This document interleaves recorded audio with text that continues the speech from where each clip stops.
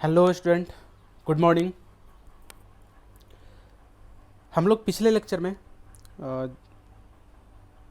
Social science के series में हमने दूसरा चैप्टर स्टार्ट किया था, cultural heritage of India, traditional handicraft and fine arts.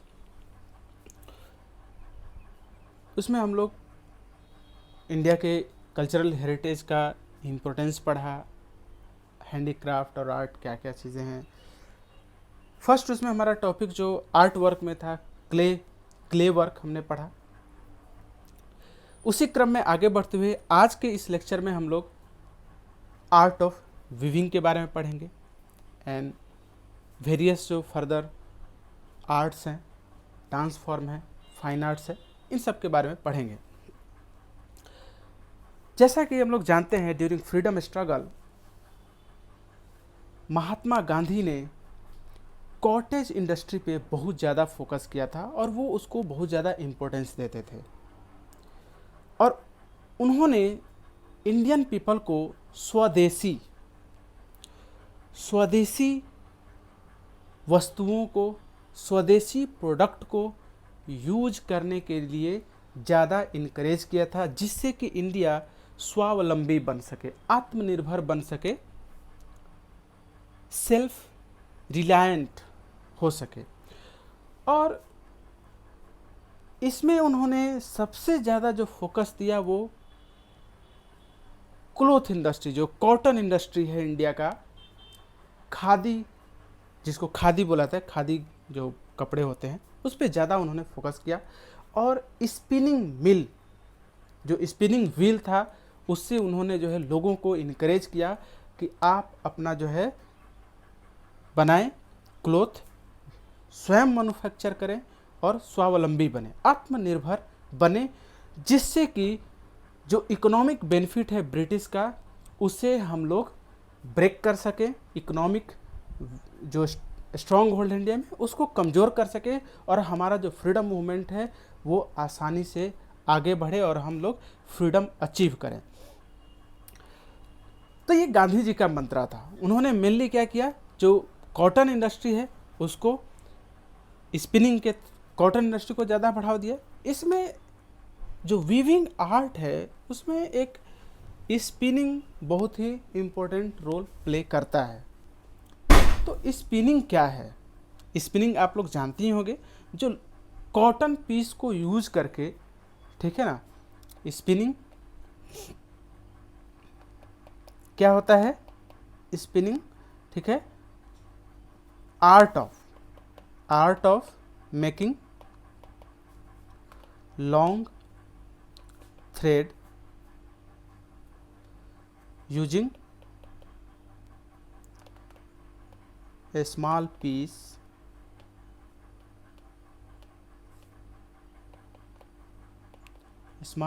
of cotton, ठीक है ना, स्पिनिंग होता है। और इसको उस समय, जिस समय फ्रीडम मूवमेंट हो रहा था, उस समय जो स्पिनिंग जो व्हील है उस पे बनाया जाता था। अब तो मॉडर्न टेक्नोलॉजी आ गई है, स्पिनिंग मिल्स होते हैं। हाथ से जो बनाया जाता था, हाथ से जो चीज़ें मैन्युफैक्चर की जाती थी, क्लोथ्स वगैरह हैंडलूम पे, वो हैंड वीविंग होता था।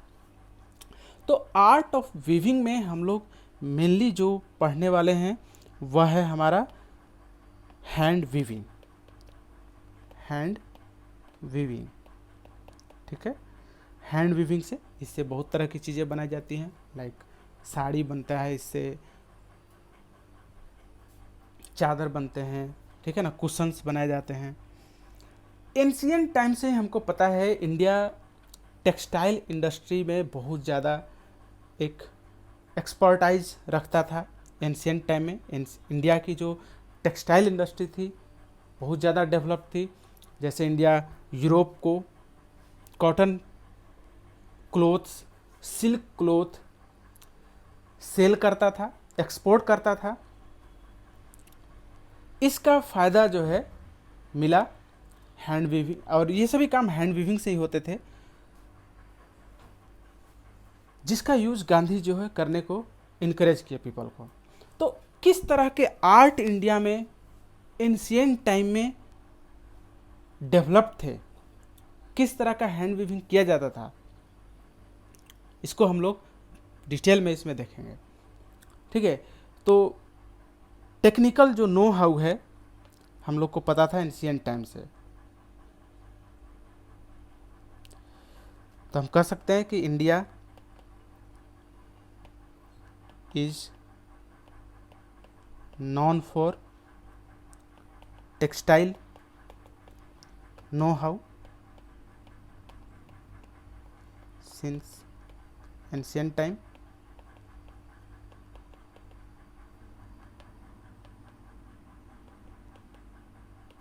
ओके, और स्पेशली जो पार्टिकुलर साइज होता था, एक पीस ऑफ क्लॉथ होते थे जिसको टका कहा जाता था।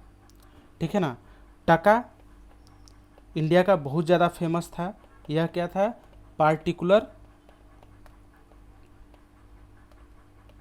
Size of fine muslin. ठीक है, मसलिन जो है सिल्क होता है ऑफ ढाका, आज जो बांग्लादेश की कैपिटल है। ठीक है, तो यहाँ पे जो है वेरी फाइन सिल्क क्लॉथ टका बनाया जाता था और ये काफ़ी फेमस था। इसके लिए इसकी जो आप क्वालिटी या इसकी जो बारीकी है आप इसे समझ सकते हो कि इसे फोल्ड करके एक मैच बॉक्स में पैक किया जा सकता था, मैच बॉक्स में एडजस्ट हो सकता था और इसे एक रिंग के थ्रू इसे जो है पास किया जा सकता था। तो जो फाइन ये मसलिन क्लॉथ है, ठीक है ना, तो इसकी खासियत क्या थी, क्वालिटी क्या थी कि पास थ्रो और रिंग। ठीक है, रिंग, और इसकी दूसरी जो खासियत ये थी कि एडजस्टेबल।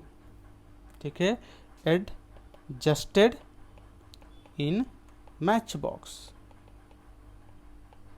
ठीक है ना, ऐसा था, इसको फोल्ड करके हम एडजस्ट कर सकते थे, इतनी फाइन क्वालिटी की होती थी। कारपेट सेवरल रीजन के लिए, नाइटिंग वर्क ऑन अटायर्स, मतलब हैंड वीविंग में क्या क्या चीज़ें आते हैं। कारपेट होता है, गलीचा आप समझते होगे इसको, ठीक है ना, गलीचा ऑफ सेवरल रीजन, इंडिया में फेमस थे सभी, डिफरेंट रीजन में, different regions. Knitting work, knitting मतलब हाथ से जो बुनाई की जाती है, नाइटिंग वर्क इंडिया का बहुत फेमस था। ऑन अटायर्स, अटायर्स जो राजा महाराजा उस समय जो ड्रेस पहनते थे या कोई भी पीपल जो ड्रेस पहनता था उसमें बहुत तरह की कारीगरी की होती थी। बहुत आज भी आप देखते हो जो हैंडमेड है, हैंडलूम जो प्रोडक्ट होता है, जैसे साड़ी वगैरह में आप जाओगे तो काफ़ी ज़्यादा आपको नाइटिंग वर्क उस पर देखने को मिलेगा। लाइक सूरत गुजरात में जो है वेरी फेमस है नाइटिंग वर्क के लिए, जहाँ पे सिल्वर नाइटिंग की जाती है, गोल्ड नाइटिंग की जाती है, डायमंड नाइटिंग की जाती है और भी बाकी बहुत तरह की चीज़ें की जाती है इस पर। ठीक है ना, तो एक तो नाइटिंग जो है हैंड से जो क्लॉथ होते हैं उसके ऊपर डिजाइन बनाया जाता है, ठीक है ना, वीविंग करके। गुजरात का एक बहुत ही फेमस जो हैंड वीविंग आर्ट था, Patola of Patan. Patola of Patan, Patan very ancient city है, जहाँ के जो किंग थे, सोलंकी जो किंग होते थे, ये लोग, इन लोग सोलंकी किंग जो है बहुत ज़्यादा यहाँ पे ऑल ओवर इंडिया से और दूसरे जगहों से हैंड वीविंग आर्टिस्ट को वहाँ पे ला करके उनको रिहेबिलिटेट किया और उन हैंडलूम आर्ट को, हैंड वीविंग आर्ट को बहुत ज़्यादा इनकरेज किया। तो पटोला ऑफ पाटन बहुत ही फेमस था। इसके बाद कांजीवरम, कांजीवरम एंड बनारसी साड़ी, ये इंडियन आर्ट्स हैं, ठीक है ना, बनारसी साड़ी, ये सभी बहुत ही फेमस है। उसके बाद हैंड वीविंग में बंधनी, बंधनी ऑफ राजस्थान फेमस है, ठीक है। तो ये सभी आइडेंटिटी हैंड वीविंग का। अब हम लोग मेनली पटोला ऑफ पाटन पे फोकस करेंगे। पटोला ऑफ पाटन हमको पढ़ना है इसमें ज़्यादा अच्छे से इलेबोरेटिव वे में। तो जो सोलंकी इरा में, ड्यूरिंग सोलंकी इरा, गुजरात बहुत ज़्यादा प्रोग्रेस किया। Solanki era, Gujarat progressed, had progressed in art field. कौन सा आर्ट फील्ड? जो हैंड वीविंग आर्ट फील्ड था। इसका सोलंकी किंग एक थे, ठीक है ना, सोलंकी किंग थे सिद्धराज जयसिंह।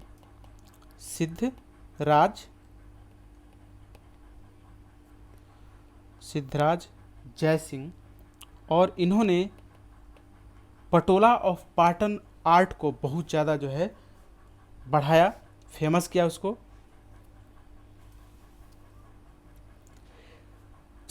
सिद्धराज जयसिंह के टाइम में बहुत सारे आर्टिस्ट जो वीवर हैं वो सेटल्ड हुए इंडिया में, पाटन में, ठीक है ना।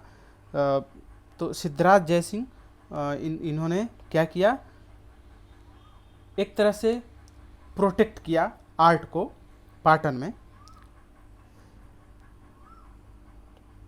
इनके टाइम में मैनी जो आर्टिस्ट हैं, आर्टिसंस सेटल्ड इन पाटन, और पटोला ऑफ पाटन जो है वर्ल्ड फेमस बन गया देखते ही देखते, बहुत ही कम समय में। ये जो आर्ट है पटोला ऑफ पाटन आर्ट, ये करीब आपको 800, ठीक है ना, 850 ईयर ओल्ड है। और इसके बारे में एक्चुअली जो बहुत ही फेमस कहावत है, ठीक है ना, हैंडफुल ऑफ आर्टिसंस स्किल, इसको बनाने के लिए बहुत ज़्यादा लोग स्किल्ड नहीं थे, बहुत ही कम पीपल थे जो पटोला ऑफ पाटन जो साड़ी है बनाने के में माहिर थे, वो लोग एक्सपर्ट थे, ठीक है, क्योंकि बहुत ही कॉम्प्लिकेटेड एंड कंज्यूमिंग प्रोसेस होता था। जो ये आर्ट है Patola of Patan art, time consuming होता था, टाइम कंज्यूमिंग, ठीक है, कंज्यूमिंग होता था, एंड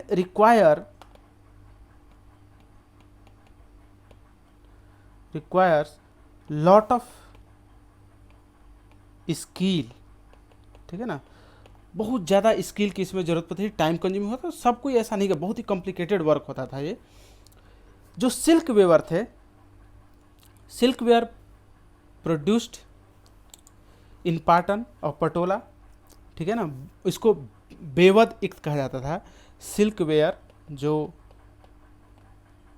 इसको कहा जाता था क्या, बेवाद इक्त, इक्त का मतलब होता है विविंग, ठीक है ना, बेवाद इक्त, ठीक है, और ये प्रोड्यूस्ड होता था कहाँ पे, पाटन में,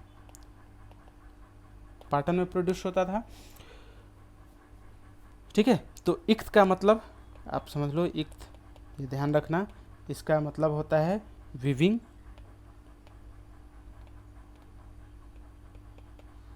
ठीक है, ये ध्यान रखना, कभी कभी एमसीक्यू में पूछ देते हैं, ठीक है। तो इस तरह से Patola of Patan art famous था। और इसके बारे में एक कहावत थी, ठीक है ना, गुजराती में, जो फड़ी पटोले भात फाटे पण फीटे नहीं, मतलब एक ऐसा चीज़ था कि आप कितना भी इसको यूज करोगे ये फट जाएगा, लेकिन कभी भी इसका कलर जो है फेड नहीं होगा, ठीक है ना, ये चीज़ था। आगे बढ़ते हैं हम लोग इसी क्रम में आर्ट ऑफ एम्ब्रॉयडरी पे, ठीक है ना। जो हमारा नेक्स्ट टॉपिक है वह है आर्ट ऑफ एम्ब्रॉयडरी।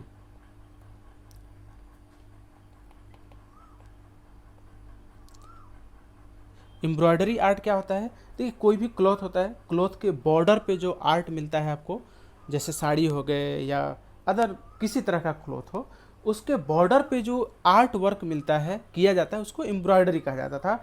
और इंडियन एम्ब्रॉयडरी एंशिएंट टाइम से ही फेमस थी, एंशिएंट टाइम में भी लोग एम्ब्रॉयडरी करते थे।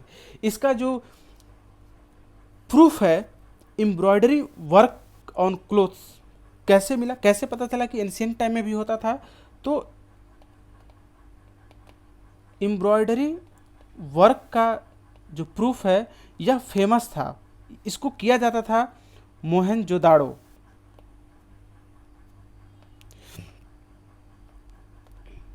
मोहनजोदाड़ो एंड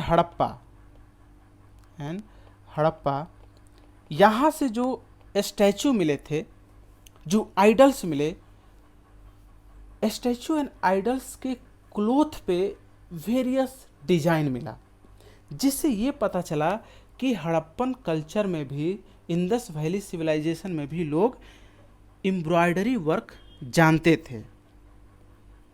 ठीक है, तो एंशियंट टाइम में जो people, main, women and children जो क्लोथ पहनते थे, उनके क्लोथ पे विविंग की जाती थी।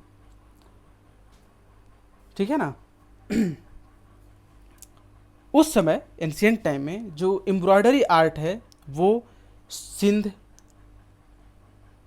ठीक है, कच्छ रीजन में, सौराष्ट्र रीजन में अभी भी अभी भी नहीं, इंडस वैली सिविलाइजेशन के टाइम में देखा जाता था। और एक इसी क्रम में जैसे इसमें पीपल यूज करते थे, तो हम समझ गए embroidery work Mohenjodaro Harappa civilisation था। इसमें जो एम्ब्रॉयडरी वर्क है, embroidery art was seen on the clothes of men, women and children of Sindh, Saurashtra and Kutch.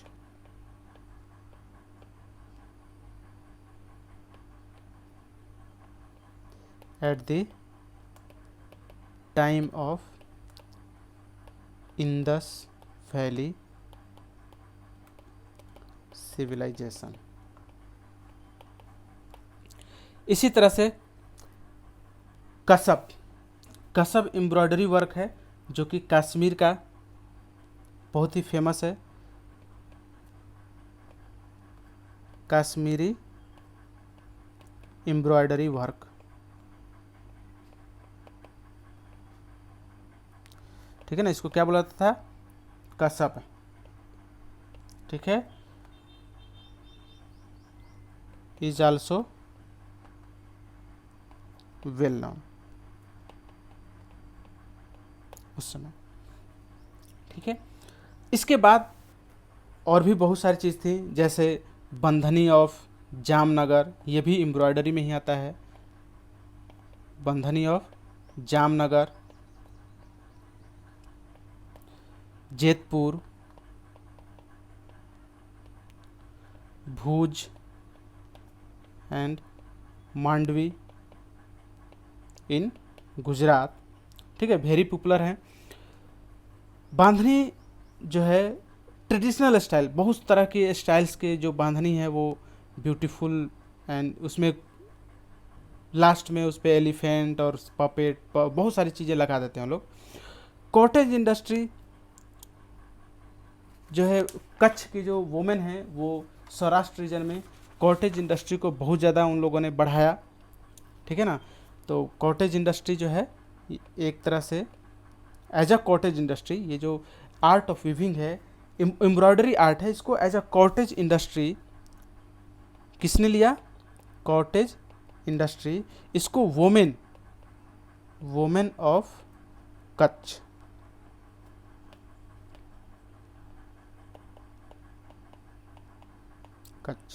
इनको जो है काफ़ी ज़्यादा जो है फेमस किया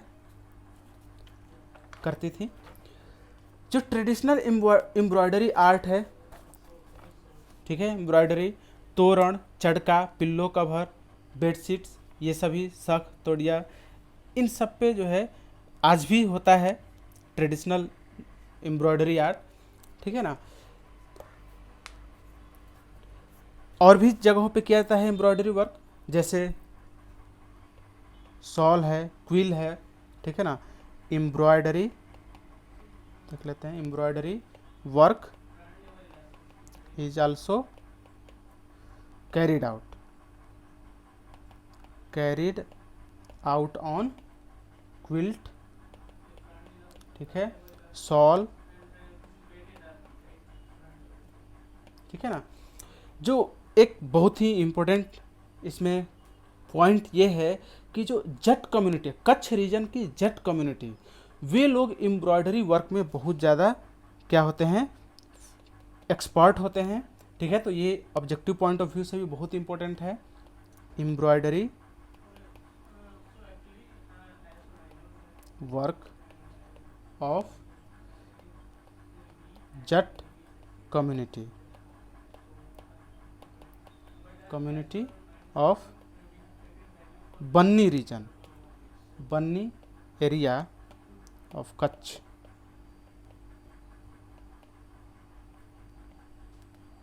ठीक है, इज यूनिक टू इटसेल्फ, काफ़ी यूनिक है उनके लिए और वे लोग काफ़ी एक्सपर्ट होते हैं इसमें, ठीक है ना। तो हमने देखा आज art of weaving and art of embroidery, 2 topic. आज का टॉपिक हम लोग यहीं एंड करते हैं। Thank you.